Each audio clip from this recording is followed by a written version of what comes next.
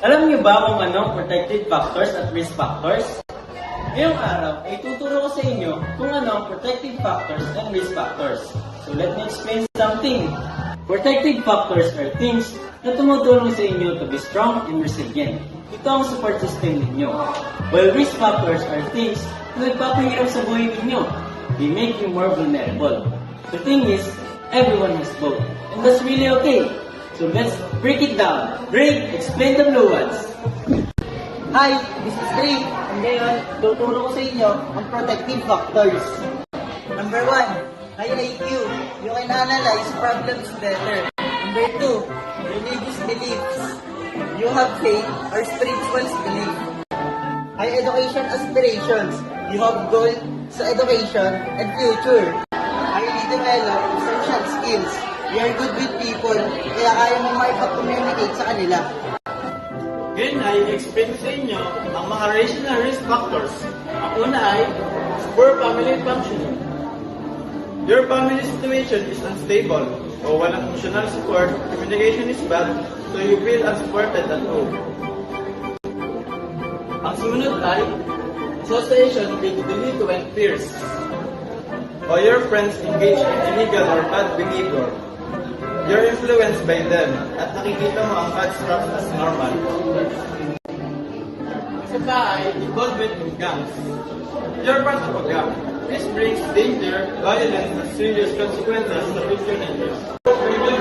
Next is harsh or inconsistent discipline.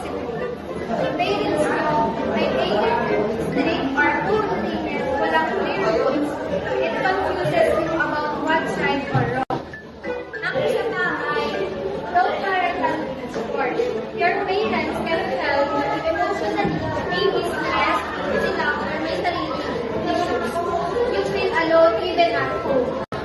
At ang panghuli ay authoritarian or very controlled parents, walang freedom to express yourself or make decisions, creates rebellion at anxiety. Life it equals harder life. You need support. Lordy, you're there. Hi, this is Lordy. Ngayon ay pag-uusapan natin ang individual risk factors. Ang una ay poor behavioral control. It means na hindi mo kayang makontrol ng ayos sa anong feeling emotion or madaling kang magalit. Ang sumunod naman ay ADHD or learning disorder. May attention issues ka or learning disability. Isa pa ay academic conflict. Failing ka sa mga grades mo or may problema ka sa school. Violent victimization, na-abuse ka or na-assault ka na nagdulot sa'yo ng pagkakaroon ng trauma. Family violence, may fighting at aggression sa bahay. Kaya ang natutunan ng mga bata ay violence ang answer sa mga problema. At ang panghuli, drugs and alcohol. You or your family members ay na-expose sa mga drugs na nakaka-addict or naglilid sa mas madami pang problema or health problems. Dark green equals serious challenges. Kailangan ng professional help. Mark, explain the values. Okay, so the important thing is everyone has blue and green factor. You're not just one or the other.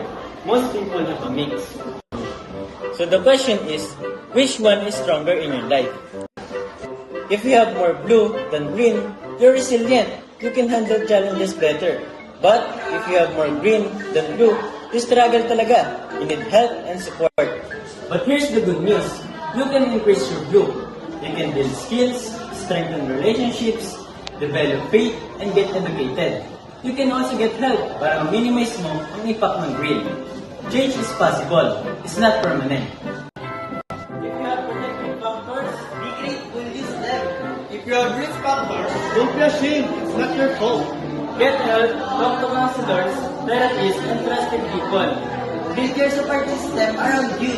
develop your skills and confidence. Don't give up on yourself.